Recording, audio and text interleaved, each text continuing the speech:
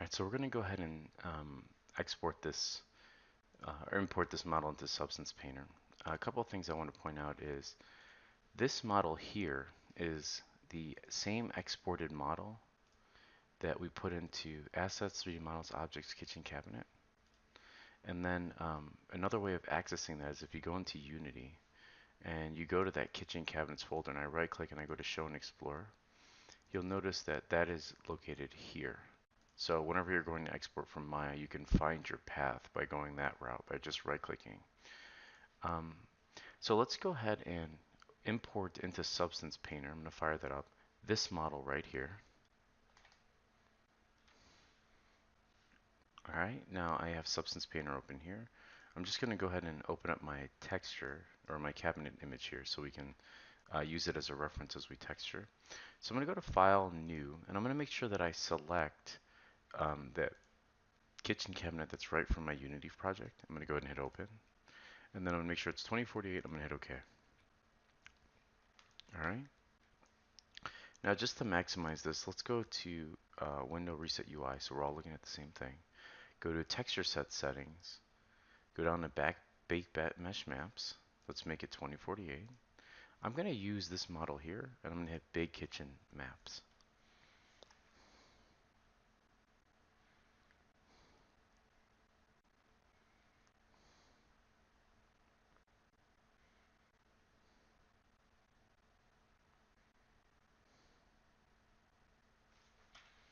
All right. Now we don't see anything yet, right? We're not seeing our ambient occlusion truly in our scene. It gave us a little bit of an ambient occlusion here, but we haven't fully applied it. And the way that we apply it is you go to Layers, right-click. Actually, let's go ahead and add a fill layer and then put that below it. Now, the fill layer is going to give us a base color so that when we go to apply our light map, which is going to be everything but it's going to show you just lighting and shadows. Everything else would be invisible. So this color here, which we can go ahead and make an off-white sort of for our base color, will serve as our base for the entire model. So right up here on this new layer that we created, I'm going to right click and I'm going to add a filter. And here's the filter selected. I'm just going to select baked lighting, this first option. And because we don't have any lighting settings set, we're going to go ahead and pass this through by selecting normal and selecting pass through. So it's just multiplying it on top. And right off the bat, you can see it's starting to take into account the color information from those maps. That's these down here. So let's tweak those a little bit. So for example, you'll see we get a little very subtle ambient occlusion texture. We really want to intensify that. So under materials here, I'm going to take my diffuse AO and crank that all the way up. Another thing that I like to do is give a really nice highlight that separates each one of these pieces. So I take my edge intensity, I'm going to bring that all the way up too. You can see it created a really nice edge there. And I'm going to just smooth that out a little bit. And that gives us a really nice highlight, almost like a false bevel. See around those edges. For sun and sky, let's take a look at our reference again. You can see we have a brown wood floor here and it's casting up a little bit of browns and some purples.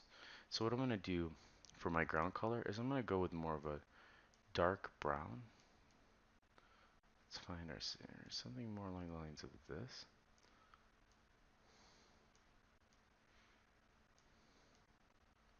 I want the color to be a little richer. Yeah, so something like that. Now what you'll notice is if I increase my sky intensity, um, you can see that this is the sky color. Now my scene is it's more of a white. So I'm going to go off into that area. Now when I increase my sun intensity, you'll see it blotches it all out. So we're going to go with a sun color that's more of a white too. You can see that there. And then for our ground, the way we control our ground intensity is by cranking this up just a little bit. I'm going to show you what I really mean by this by giving it a pinkish tint. So notice when I bring this all the way to the left, it starts to throw it all over the place, right? And remember, this is our sky color, right? Or sky. So here's sun vertical. And if we adjust this, look what happens. We can throw our sky directly overhead, like this. And then what we do is, as we move this around, you can see that it adjusts the horizontal axis of our sky. So I'm going to go ahead and go back to that brown, and I'll just pull it up until I get a little bit of a nice color undertone that's casting off the floor. Let's go a little bit lighter.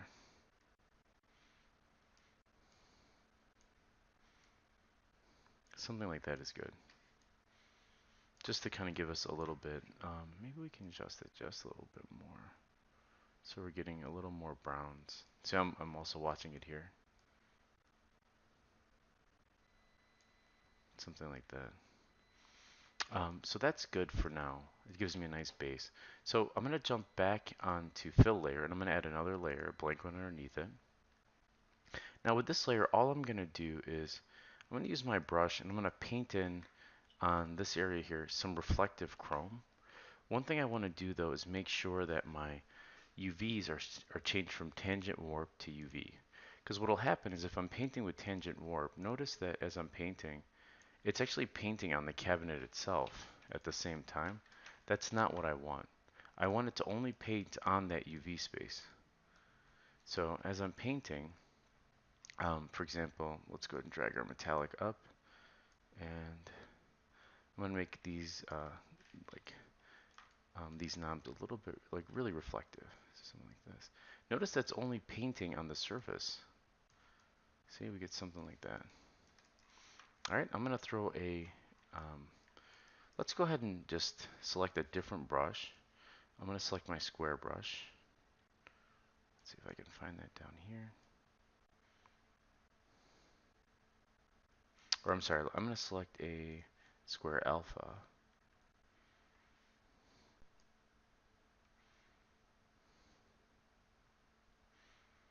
Actually, this shape brick, that might work, but we're going to have to harden the edges of it. Notice when I double click this, it changed my brush property to be that.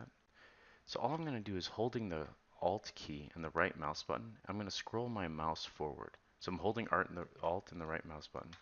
And what I want to do is I'm going to just push in an indent that matches this image here.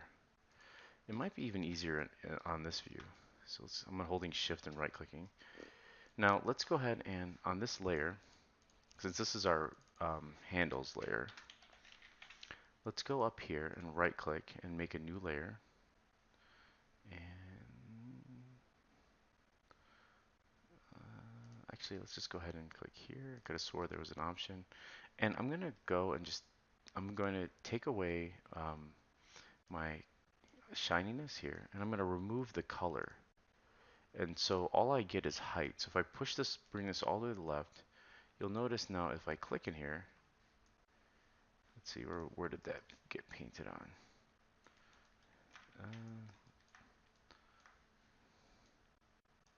oh, looks like I have my front and back wrong. This might be, oh, this is because this is the cabinet. Yeah, let's paint on this cabinet here. So I'm gonna increase the size of this, and I'm just gonna click in this once. And here's another thing. This is kind of a good lesson too. I'm gonna go back into Maya now, and I'm gonna rotate this because what's happening here is this cabinet. Notice that there is a highlight that sits on this end. It's actually upside down. Oh wait, no, it's not. That is right. The ambient occlusion. All right, so I'm gonna go a little bit closer this way. I'm just gonna nudge it.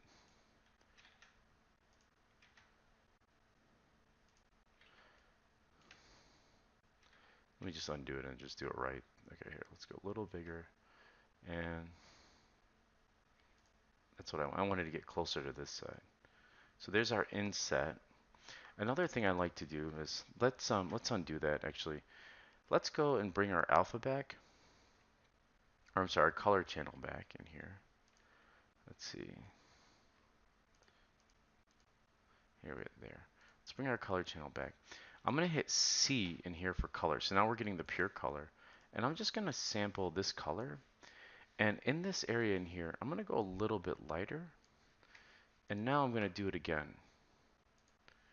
And now when I hit M for material, you can see I get a little bit more. Let's go to the left too. I get a nice little variation inside that cabinet. So something like this. That looks pretty good. All right, I'm going to wrap this up in a second by adding two more smart materials. So here's a material here. I'm going to type in wood,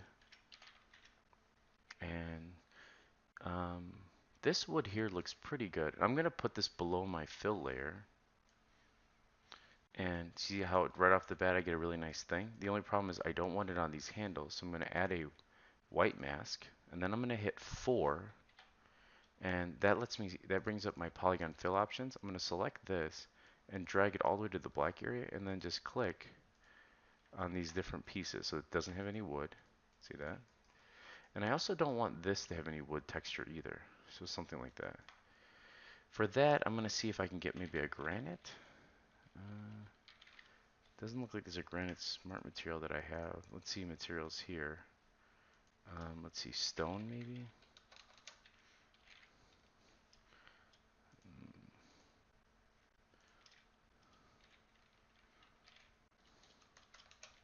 I just want something a little bit coarser. Something with some dots. Let's see. What do I have in here? Let's see, smart materials. Um, I have a...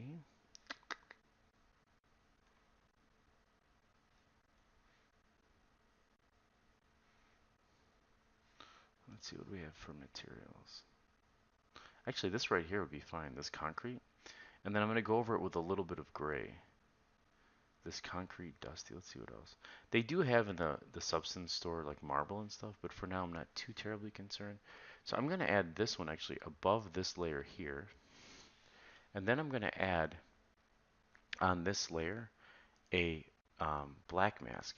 So it's everything that's not highlighted will not receive anything. And then I'll make sure that this is still selected. I'm going to drag that all the way to white, and I'm just going to click on that top.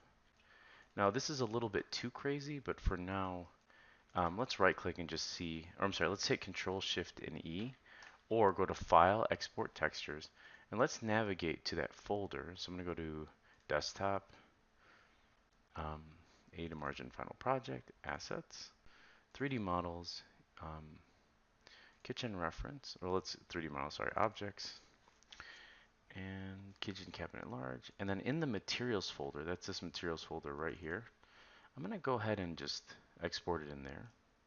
So select that folder. Now what I want to do is change it to my Unity 5. Let's see if we can find it in here. Standard metallic. And let's hit export. Alright, let's jump back over to Unity. Make sure you can see it's uploaded. And for me, it went ahead and attached it, but it didn't attach my normal map.